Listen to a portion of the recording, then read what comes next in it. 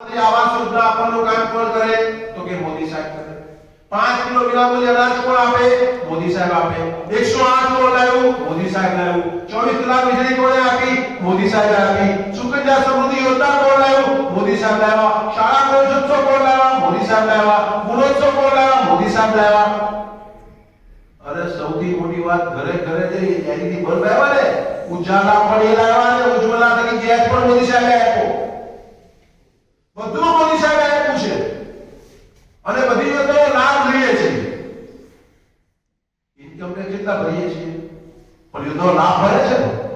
હવે યોજનાનો લાભ મળતો હોય તો ગુજરાતી પ્રજાનો ખમીરવંતી પ્રજા, ખમીરવંતી ગુજરાત એવું કહેવાય, વફાદાર ગુજરાત એવું કહેવાય.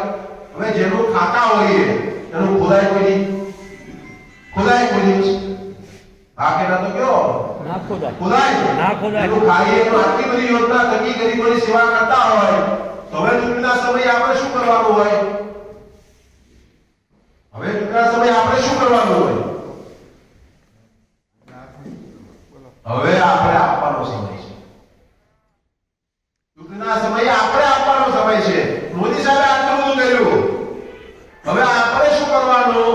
તો મતદાનના દિવસે કમળના બટન દબાવવાનું કામ એ આપણે કરવાનું છે. કરશો? હા હા કે ના પેલા? હા હા પોતે કરશો કે પરિવાર પાસે કરાવશો? પોતે કરીશું, પરિવાર પાસે બી કરાવવાનું. પોતે બી અને પરિવાર સાથે બી. ખાલી પરિવારનું જ જોશો? હે? ખાલી પરિવારનું શું કરશો?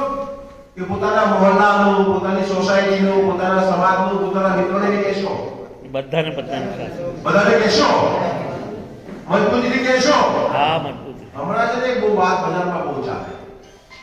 તમે લુણાવાડામાં બહુ તકલીફ નથી. લુણાવાડા તો મને આનંદ એ વાતનો છે કે લુણાવાડામાં નજીકથી જોવાનો બહુ અવસર મળ્યો. બે ત્રણ વાત પ્રદીપસિંહે કરી છે અને વિશેષ એમાં વગર વાતમાં જતો નથી, પણ નજીકથી લુણાવાડાને મેં જોયું. લુણાવાડાના મતદારો છે ને એ સનાતન હિન્દુ ધર્મમાં માનનારા મતદારો. લુણાવાડાના મતદારો છે ને એ માનનીય મોદી સાહેબ પર વિશ્વાસ રાખનારા મતદારો છે. અને લુણાવાડાના મતદારો છે ને એ પણ સમજુ અને હોશિયાર મતદારો છે. પરંતુ ઘણા લોકો છે ને એ અફવાઓ ચલાવે કે ભાઈ હું પણ મોદી સાહેબનો સમર્થક છું, હું પણ મોદી સાહેબનો સમર્થક છું, વિધાનસભા ભાજપનું કામ કરતો હતો, લોકસભા ભાજપનું કામ કરતો હતો.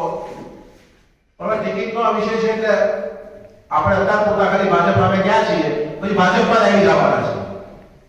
શું કે અત્યારે ભાજપ સામે ગયા છીએ પછી ભાજપમાં જ આવવાના છે. કોઈ આવું વાત કરે? કોઈ પાસે કે ભાઈ હું આમે ભાજપનો સમર્થક છું, મોદી સાહેબનો સમર્થક છું, પણ શું કરું મારો પાડોશી લડે છે એટલે મદદ કરવી પડે. બાકી આપણે તો વિધાનસભામાં ભાજપ, લોકસભામાં ભાજપ આવું કે કોઈ એમ કહેવાય શું સમાજનો છે ભાઈ, સમાજનો છે એટલે ટિકિટમાં હવે હું કરું લડે છે તો ક્યાં ના પાડો સમાજ તરીકે? બાકી આપણે છીએ ભાજપ વાળા, આપણે છીએ ભાજપ વાળા. તો મારી આપ સૌને અપીલ છે અને ચેતવણી પણ છે, અને ચેતવણી પણ છે. શું અપીલ અને શું ચેતવણી છે? અપીલ એવી છે કે જે એવું કે હું મોદી સાહેબ સાથે છું,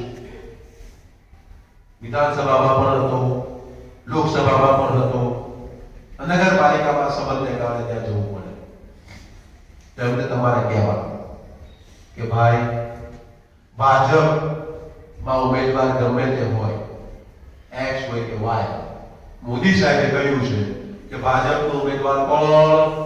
કમળનું ફૂલ. કોણ? ભાજપ માટે ઉમેદવાર કમળનું ફૂલ. કમળનું ફૂલ જ્યાં છે, જ્યાં ભાજપ છે ત્યાં મોદી સાહેબ છે, જ્યાં ભાજપ છે ત્યાં જ ભારત સુરક્ષિત છે. એટલે આપણે સાથે લેવાનો પ્રયત્ન કરવાનો, આપણે સમજાવવાનો કે ભાઈ સંબંધમાં તારા ઘરે જમવા બોલાવજે. જો કોંગ્રેસનો અહીંનો ધારાસભ્ય પોતે લોકસભા લડતો હોય, કોંગ્રેસનો અહીંનો ધારાસભ્ય પોતે લોકસભા લડતો હોય અને તોય કોંગ્રેસ આટલી પાછળ આગળ હોય તો એટલું યાદ રાખજો, લુણાવાડાના મતદારો જે છે તે ભાજપના કાર્યકર્તા કે શુભેચ્છકો કરતા પણ આગળ છે, સમજુ છે. એ મતદાન મથકમાં જશે તો એ કમળને જ મત આપવાના છે, એનો વિશ્વાસ મને છે. પરંતુ એના નિમિત્ત તમે બનો, એના નિમિત્ત તમે બનો, એની માટે અપીલ કરવા માંગુ તમારી પાસે આવ્યો છું. તમારા પ્રતિ તમે એને મત અપાવો, તમે એનું માધ્યમ બનો, તમે એને અપીલ કરો. તમારા મોબાઈલમાં જેટલા નંબર છે લુણાવાડાના, એ બધા નંબર પર તમે ફોન કરો, એને જોડો, એને મતદાર મથક સુધી લઈ આવો. અને મારી આ બૂથ પ્રમુખો પણ આપણે સારા છે, હમણાં બૂથ સમિતિ બનાવી છે.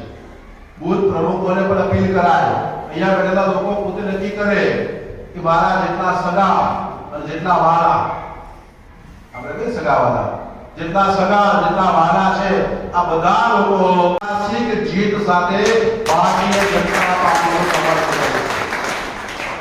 બરાબર છે?